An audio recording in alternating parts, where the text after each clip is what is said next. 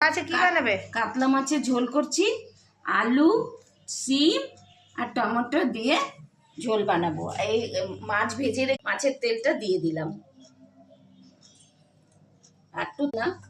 একটু তেল দেব, তেল দিলাম। কালো জিরে দিয়ে দিলাম, এবার দিয়ে দিচ্ছি। ভাজা ভাজা হবে, মশলা ভাজা হয়ে গেছে। এবার মশলা দিয়ে দিচ্ছি। এটা ধনে আর জিরে আছে এর মধ্যে একসাথে মেলানো। এটা লঙ্কা, এটা হলুদ গুঁড়ো সব একসাথে দিয়ে দিলাম, আর নুনও দিয়ে দিলাম। এবার ভাজবো, একটু জল দেবো, একটু জল দিয়ে ভাজা ভাজা হোক মশলাটা।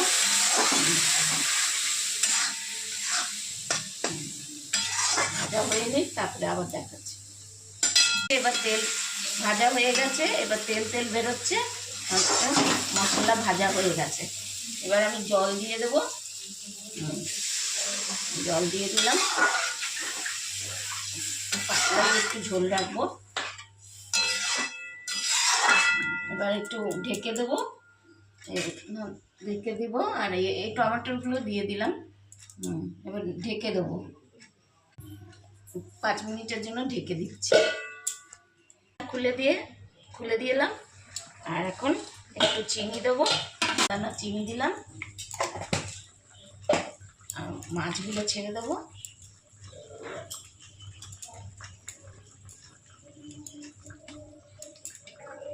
মাছ ছেড়ে দিলাম।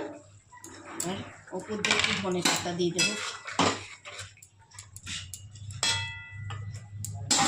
ধনে পাতা দিয়ে দিলাম। ঝোল কমপ্লিট। কাতলা মাছ, এই রুই মাছের শিম আর আলু দিয়ে টমেটো দিয়ে ঝোল।